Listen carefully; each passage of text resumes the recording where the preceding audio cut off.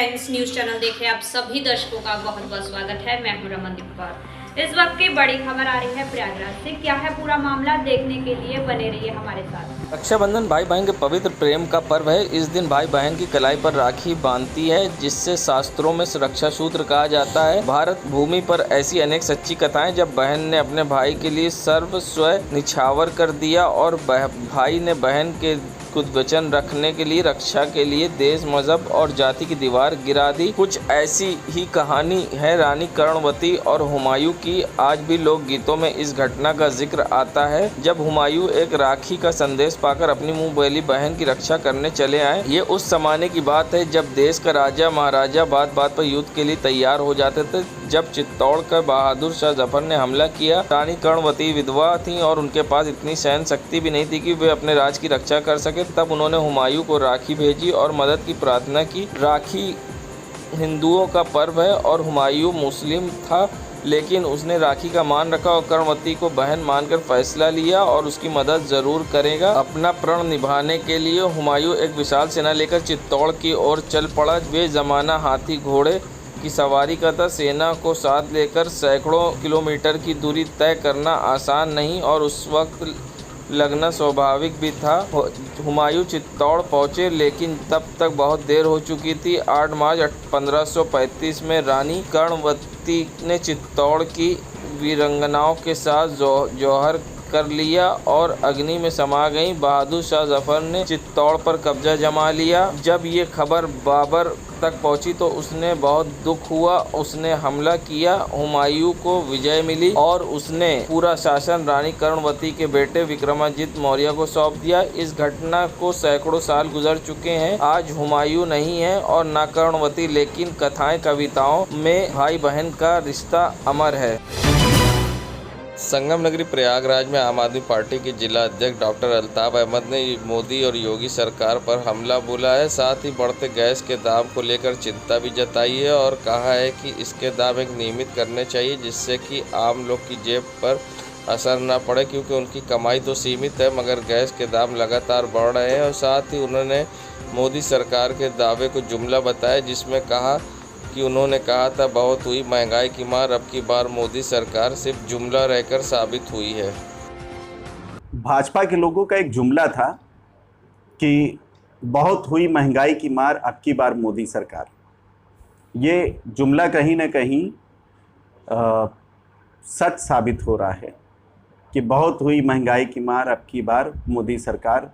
इस वक्त मोदी सरकार इतनी बेशर्म हो गई है कि लगातार महंगाई को बढ़ावा दे रही है। घरेलू गैस का दाम आसमान छू रहा है। जब पहले कभी 1 रुपया बढ़ा करता था तो ये भाजपाई सड़क पर उतर आया करते थे, बैल लेके घूमा करते थे। अब अगर हम लोग कुछ भी करने की कोशिश करते हैं तो FIR कर दी जाती है। ये बहुत निंदनीय है, देश के साथ धोखा है, देश के जनता के साथ ये भद्दा मजाक है और केंद्र सरकार और राज्य सरकार को इस पे अपना कुछ कड़ा कदम उठाना चाहिए। और ये जो इतनी महंगी गैस, घरेलू गैस हो गई है, उसके दाम को एक सीमित दायरे में लाना चाहिए, ताकि एक आम आदमी जिसकी कमाई तो एक सीमित है, उसकी कमाई नहीं बढ़ पा रही है, लेकिन गैस का दाम बढ़ता चला जा रहा है। सरकार को इस पर कदम उठाना चाहिए और गैस के दाम, पेट्रोल के दाम, डीजल के दाम, इन सब के दाम को कम करना चाहिए। संगम नगरी प्रयागराज में कोरोना संक्रमण में कमी को देखते हुए प्रदेश के मुखिया योगी आदित्यनाथ ने बड़ा फैसला लेते हुए रविवार को कोरोना कर्फ्यू को खत्म करने के भी निर्देश जारी कर दिए हैं। अब सप्ताह के 7 दिन बाजार भी लग सकती है। इस पर दुकानदारों ने अपनी अपनी अलग अलग राय दी। तो वहीं यहाँ पर सामान खरीदने पहुँचे लोगों का, ग्राहकों का कहना था कि हाँ, 1 दिन के लॉकडाउन से कोई फर्क नहीं पड़ने वाला था, अच्छा हुआ हटा दिया गया। तो कुछ लोगों का कहना था कि रविवार को वैसे भी छुट्टी रहती थी, कोई जल्दी निकलता नहीं, तो लॉकडाउन रहना चाहिए था। हर जगह अलग अलग लोगों की राय थी। आइए सुनाते क्या कहना है व्यापारियों का और ग्राहकों का। बढ़िया है, पब्लिक के लिए तो सही है। असुविधा से थोड़ा सुविधा हो गई है, लेकिन 2 गज की दूरी, मास्क है जरूरी है। लॉकडाउन खुल गया उसके बारे में तो अच्छा है, फिलहाल व्यापारियों के लिए बहुत बेटर है। कारण क्या है, क्योंकि माल रेगुलर मिल नहीं पाता था, 2 दिन बंदी होने के कारण डिस्ट्रीब्यूटर आ नहीं पाते थे, और कोई बात नहीं है। बाकी बात सब अच्छा ही है। करेंगे। मेरा यही कहना है कि जब तक कोरोना चल रहा था तो उन्होंने बंद कर रखा था, बहुत अच्छा था, लेकिन जब अब सब चीज़ कवर है तो अब खोलना चाहिए, और खासकर अभी त्यौहार है तो जरूर खोलना चाहिए। एक दिन के ना खोलने से कोरोना नहीं रुकेगा। लॉकडाउन अभी रहना चाहिए संडे को, वैसे भी लोग संडे को बाहर कहाँ निकल रहे हैं, ऑनलाइन क्लास होने का सब कोई घर पे ही रह रहा है, तो रहना चाहिए। बहुत अच्छा है भैया, लॉकडाउन खुल गया, व्यापारियों के लिए खास तौर से बहुत बढ़िया है, और हर अब एक आम आदमी के लिए बहुत अच्छा है ये चीज़।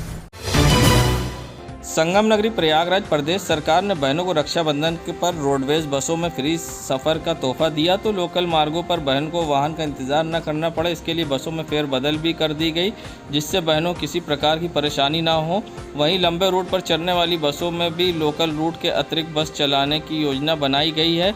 ऐसे में जब हम इसकी जांच करने जीरो रोड बस अड्डे पहुँचे और इसकी क्या हकीकत है जानने की कोशिश की, तो वहाँ लोगों को कहना था बस फ्री करी ये तो अच्छी बात है, मगर ना ही लोगों को सोशल डिस्टेंसिंग है बस में, ना ही कोरोना गाइडलाइन का पालन हो रहा है। और वहीं कुछ लोगों को कहना था बस जिस तरह से फ्री करिए, जाने को तो दे दिया मगर आने के लिए क्या सुविधा दी, इसके बारे में सरकार ने कभी नहीं सोचा, क्योंकि जाएगा जो वो आएगा भी, मगर कोविड गाइडलाइन का किसी तरह से बस में नियम कानून फॉलो नहीं हो रहा। तो उन्होंने फैसिलिटी तो अच्छी दी है, लेकिन सर इतना ज़्यादा भीड़ हो गया था कि उसमें ज़्यादा हम लोग को प्रॉब्लम नहीं है, करने चढ़ने में, इसमें सर प्रॉब्लम हम लोग को ये ज़्यादा आ रही है। तो कोरोना के प्रति क्या गाइडलाइन फॉलो नहीं हो रही? बस कोई फॉलो नहीं हुआ है, गाइडलाइन कोई फॉलो नहीं हुआ, ना कोई मास्क, ना कोई सैनिटाइजर, कोई सोशल डिस्टेंसिंग वगैरह सब कुछ नहीं था। क्या नाम है आपका मैम? सर मेरा नाम रिंकी सर है। मान लीजिए कि बस फ्री कर रहा है तो ठीक है, और कोई योजना तो नहीं निकला जिससे बच्चे सफ़र करे तो आदमी चला जाएगा या वापस नहीं आएगा, दोबारा भी फ्री करना चाहिए सर। जैसे चले जाएं महिलाएं फिर वापस भी तो आएंगी, उसके लिए क्या करेंगे? क्या एक ही बार जाके रहेंगे वहीं? क्या नाम है आपका? मेरा नाम साधना है। तो हमारी महिलाएँ मिर्जापुर से होगा इलाहाबाद। क्या नाम है आपका? संगम नगरी प्रयागराज के जीरो रोड बस स्टैंड का नज़ारा है, जहां पर आप देख सकते हैं किस तरह से बड़ी दुर्घटना को दावत दे रहा है। यहां बिजली का तार एकदम बस स्टैंड के गेट पर एकदम नीचे की ओर लटकता है, ये बिजली का तार, यहीं से बस आती है और जाती है, किसी समय भी यहां बड़ा हादसा हो सकता है, किसी बड़ी दुर्घटना को दावत दे रहा है। यहाँ बिजली का तार बस की छत से कुछ ही इंच की दूरी पर होता है बिजली का तार, किसी समय भी बरसात में कोई बड़ी दुर्घटना हो सकती है और इसका जिम्मेदार आखिर कौन होगा, मगर शायद ये समझने वाली बात है। अब इस पर अधिकारी कब ध्यान देंगे ये बाद में पता चलेगा। अब अधिकारी इस पर ध्यान देते हैं या किसी बड़ी दुर्घटना का इंतज़ार करते हैं, ये अपने आप में एक बड़ा प्रश्न चिन्ह है, मगर जल्द ही इस पर कोई कार्रवाई नहीं की गई तो हो सकता है कभी भी बड़ा हादसा। संगम नगरी प्रयागराज, जहां योगी सरकार के द्वारा लोगों को राहत दी गई और साप्ताहिक लॉकडाउन को भी पूरी तरह से ख़त्म कर दिया गया, मगर अब उसके बाद फिर जनता उसी तरह से सड़कों पर बिना मास्क के दिखाई देने लगी है। अब लोगों के लिए नियम कानून कुछ नहीं रह गया है और लोग इसके सुरक्षा के प्रति अपने जागरूक भी नहीं दिखाई दे रहे हैं। अब लोग नियम कानून को ताक पे रख कर खुलेआम खुले सामान की दुकान पर भीड़ लगाकर खा भी रहे हैं, और जहां तीसरी लहर का खतरा सर पर मंडरा रहा है उसके बावजूद लोग सड़कों पर बिना मास्क के आते जाते दिखाई दे रहे हैं, मानो कोरोना इनके लिए कुछ है। अगर इसी तरह से लोग बिना मास्क के सड़कों पर घूमते रहें तो कोरोना का संक्रमण फिर एक बार प्रयागराज में हावी होगा और लोगों को फिर से एक बार लॉकडाउन जैसी समस्या से जूझना पड़ेगा। जब लोगों से बात की तो उनका कहना था कोरोना कुछ है नहीं और उनको कोरोना से भी डर नहीं लगता। ये सुनाते हैं क्या कहना है लोगों का। हाँ, कोरोना से डर नहीं लगता है? नहीं लगता है। मास्क क्यों नहीं लगा के चल रहे हैं आप लोग? गाँव में भैया वही आए हैं गाँव से। अच्छा, गांव से आए तो इसलिए अभी नहीं लगा रहे हैं? गांव से आए इसलिए नहीं लगा रहे हैं? नहीं लगाते, घर पे रखे, अभी घर पे रखे हैं लगता है तो मास्क तो भैया घर पे रख के क्या फ़ायदा होगा? हमारा हाँ, मास्क क्यों नहीं लगाए आप? कोरोना से डर नहीं लगता है? संगम नगरी प्रयागराज की जॉनसनगंज का नज़ारा है, जहां आप देख सकते हैं कुंभ के दौरान लाखों रुपए खर्च करके एलईडी लगाई गई थी, जिससे सरकार की और यातायात नियमों का प्रचार और कई महत्वपूर्ण प्रचार किए जाते हैं। मगर आप देख सकते हैं किस तरह से एलईडी में गड़बड़ी आ चुकी है, मगर इस पर किसी ने ध्यान नहीं दिया है और लाखों रुपए से बन लगी एलईडी अब ख़राब हो गई है, जिसके बाद भी यहाँ कोई सुधारने वाला नहीं है। और जो भी प्रचार है लोगों को ना समझ में आ रहा है क्या लिखा है, किस तरह से आप देख सकते हैं एलईडी किस तरह से ख़राब है, इसको सही नहीं कराया गया। इसी तरह से लाखों रुपए सरकार के बर्बाद होते हैं और जिस पर कोई ध्यान नहीं देता है और फिर उसके बाद नए टेंडर करके नए लगाए जाते हैं, मगर इसको सुधारने पर किसी का ध्यान नहीं जाता, जिससे जनता की गाड़ी टैक्स की कमाई बर्बाद होती है। संगम नगरी प्रयागराज में जहां आम आदमी पार्टी के जिला अध्यक्ष डॉक्टर अल्ताफ़ अहमद ने मोदी सरकार पर पेट्रोल और महंगाई को लेकर जमकर निशाना साधा है, तो उन्होंने कहा है कि चुनाव में तो बड़े बड़े वादे किए थे कि पेट्रोल 35 रुपये में कर देंगे और अब मोदी सरकार इस पर विफल दिखी। ये सुनाते हैं क्या कर। इस वक्त देश के हालात बद से बदतर होते जा रहे हैं। प्रधानमंत्री मोदी जी जब 2014 में पहली बार चुनाव प्रधानमंत्री का लड़ रहे थे, सांसदी का लड़ रहे थे, बड़े बड़े वादे किए थे, 35 रुपये में तेल कर देंगे, 40 रुपये में तेल कर देंगे। लेकिन आज हालात ऐसे हो गए हैं कि 100 रुपये लीटर कई राज्यों में तेल हो गए हैं, जिसकी वजह से दाल महंगी हो जाएगी, चावल महंगा हो जाएगा, गेहूं महंगा हो जाएगा, हर ज़रूरत की चीज़ महंगी हो जाएगी। और आप देख रहे होंगे कि जो तेल कभी 60 रुपये 80 रुपये से ऊपर कभी नहीं जाता था, आज 200 रुपये लीटर मिल रहा है। आज जितने भी ड्राई फ्रूट के दाम हैं वो बढ़ते चले जा रहे हैं, आसमान छू रहे हैं। और इस वक्त हमारे प्रधानमंत्री जी इस चीज़ पर ध्यान नहीं दे पा रहे हैं। मैं निवेदन करूंगा प्रधानमंत्री जी से कि जिस तरह से ये पेट्रोल और डीजल का दाम आसमान छू रहा है, इससे गरीब आदमी बहुत परेशान हो रहा है, उनको इसके ऊपर ध्यान देना चाहिए और इसका दाम कम करना चाहिए। संगम नगरी प्रयागराज शहीदों की याद में इस वर्ष भी कोरोना संक्रमण के कारण जुल्फ़िकार हैदर के अज़ा खाने से इमाम हुसैन के तीजे का जुलूस नहीं निकाला गया। अज़ा खाने मजलिस हुई।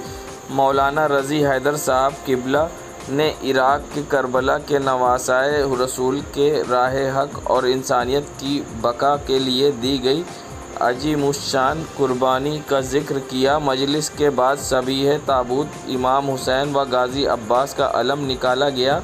लोगों ने ताबूत व अलम पर फूल चढ़ाकर बोसा लिया। अंजुमन अब्बासिया के नवा खान डॉक्टर अब्रार फैज़ जाफरी हुसैन अब्बास मोनू सादिक अदी नोहा पड़ा। वहीं शाहगंज बरनतला में जावेद आबदी के अज़ा खाने में हुई मजलिस में शहनशाह हुसैन सोनवी की रोज़ ख्वानी तो मौलाना सैयद जोहर अब्बास ने मजलिस को खिताब किया। बाद मजलिस इमाम हुसैन की 7 वर्षीय बेटी जनाब सकीना का फूलों से सजा ताबूत व अलम मुबारक की ज़ियारत कराई गई। अंजुमन गुंचा ए काशमिया बख्शी बाज़ार के नवा खानों में सदाब जमन शायर तालिब इलाहाबादी व शायर ज़मीर भोजपुरी का लिखा नोहा पढ़ा गया। अंजुमन गुंचाए काशमिया के प्रवक्ता सैयद मोहम्मद अस्करी के मुताबिक इमाम हुसैन के तीजे के अवसर पर शहर भर में कहीं भी जुलूस नहीं निकाला गया। रोशनबाग इमाम बाड़ा मुस्तफ़ा हुसैन में हुई मजलिस के ज़ाकिरे अहले बैत रज़ा अब्बास जैदी ने खिताब किया। अंजुमन हाशमिया के नोहा खान सफदर अब्बास डेज़ी अब्बास जैदी अर्शी ने शायर व मौलाना अमीरुर रिजवी का लिखा हुआ नोहा पढ़ा तो माहौल संजीदा हो गया। वहीं ज़्यादातर घरों में अज़ा खानों व इमाम बाड़ों के अंदर कोविड गाइडलाइन का पालन करते हुए मजलिस आयोजित की गई तथा तीजे के निजो न्याज दिलाई गई। बड़ी संख्या में लोगों ने तीजे की फातिया व मजलिस में शिरकत भी की। संगम नगरी प्रयागराज के इस शहर दक्षिणी का नज़ारा है, जहां पर आप देख सकते हैं हेवट रोड की बदहाल सड़कें और गंदगी के अंबार किस तरह से हैं और रोड खस्ता हाल है और सड़क पर बड़े बड़े गड्ढे हैं। आज तक इस सड़कों की मरम्मत तक नहीं हुई है और आने जाने वाले लोगों को परेशानी का सामना करना पड़ता है और लोग यहां पर अक्सर दुर्घटनाग्रस्त भी होते हैं। सबसे बड़ी बात, रोड पर ये फैली गिट्टियाँ जिससे गाड़ी हमेशा स्लिप भी होती हैं और सड़क पर बड़े बड़े गड्ढे जहां सरकार के दावे थे गड्ढा मुक्त सड़कों के वादे थे, मगर वो सारे दावे कागज़ों में ही दिखाई देते हैं क्योंकि यहाँ की जो सड़कें हैं आज तक उसका सुधार नहीं हो पाया है और इस तरह की समस्या से यहाँ के लोगों को जूझना पड़ता है। सरकार रोड टैक्स तो लेती है गाड़ी के द्वारा, मगर उसके रोड का निर्माण नहीं हो पा रहा है। ये शहर दक्षिणी के इलाका है जो कि यहाँ के विधायक नंद गोपाल गुप्ता नंदी का क्षेत्र है और सड़क पर बड़े बड़े गड्ढे हैं और विकास के दावे सिर्फ कागज़ों में सीमित हैं। संगम नगरी प्रयागराज की ये आप सड़क देख रहे हैं जो कि रीडर रोड की सड़क है और यहाँ पर आप देख सकते हैं दवा की मार्केट है, मगर आज रविवार की वजह से यहाँ पर सन्नाटा था। मगर आम दिनों में यहाँ पर बहुत भीड़ होती है और पैर रखने की जगह नहीं होती। मगर सबसे व्यस्त इलाके की आप देख सकते हैं किस तरह से खस्ता हाल सड़क है और गड्ढे में बड़े बड़े पत्थर भरे गए हैं, जिससे कि लोग अक्सर दुर्घटनाग्रस्त भी होते हैं। मगर शायद यहाँ पर इसकी किसी की नज़र नहीं गई, जिससे कि यहाँ पर सुधार हो सके। आप देख सकते हैं हर 2 कदम पर बड़े बड़े गड्ढे हैं और इस गड्ढों में अक्सर जल भराव भी होता है और लोग गिरते भी हैं। मगर शायद आज तक सरकार गड्ढा मुक्त सड़कों के वादे करके भी भूल गई है। और जिस तरह से आप देख सकते हैं विकास के पूरे दावे कागज़ों में सीमित हैं, किस तरह से यहाँ पर गिट्टियाँ सड़क पर पड़ी हैं और गड्ढे हर 2 कदम पर हैं। ये स्मार्ट सिटी की सड़क है जो आप देख सकते हैं अपनी स्क्रीन पर। संगम नगरी प्रयागराज में गंगा और यमुना नदियों में बाढ़ में गंगा पार और यमुना पार के कछारी क्षेत्रों में सब्जियों बहुत ज़्यादा बर्बाद हो गई। फिर भी सब्जियों की कीमतों में गिरावट हुई है। सब्जियों की थोक की कीमतों में कमी का असर फुटकर सब्जियों के रेट पर भी पड़ा। सब्जियों की कीमत में गिरावट की वजह से इस बार बारिश अच्छे होने की सब्जियों की पैदावार और बहुत बढ़िया होने मानी जा रही है। आइए आज जानते हैं रविवार को प्रयागराज के थोक सब्जी मार्केट का क्या रेट किस रेट में बिकी। नेनुआ तरुई भिंडी का दाम 7-8 रुपये किलो, कद्दू 3-4 रुपये किलो, बैगन 8 से 9 रुपये किलो, लौकी भी 8 से 9 रुपये किलो प्रति पीस। हालांकि गोभी दागी अभी आ रही है, गोभी मध्य प्रदेश से आ रही है। बारिश के कारण इसे काले धब्बे पड़ गए हैं, जिससे गोभी की मांग कम हो गई है। 2-3 दिन पहले गुरुवार को गोला आलू 9 से 10 रुपये किलो, G4 आलू 13 से 14 रुपये किलो, प्याज का दाम 21 से 22 रुपये किलो, नेनुए का रेट 14 से 15 रुपये किलो, भिंडी के दाम 11 से 12 रुपये किलो, लौकी 10 से 15 रुपये प्रति पीस और कद्दू 8 से 10 रुपये किलो था। वहीं फुटकर में प्याज 30 से 40 रुपये किलो, अरुई 20 से 30 रुपये किलो, नेनुआ 15 से 20 रुपये किलो, बैगन 30 से 40 रुपये किलो, परवल 40 से रुपये किलो, गोभी 15 से 20 रुपये प्रति पीस बिक रही है, कद्दू 20 से 30 रुपये किलो है। देश दुनिया की खबरों के लिए world media times news channel को सब्सक्राइब करें।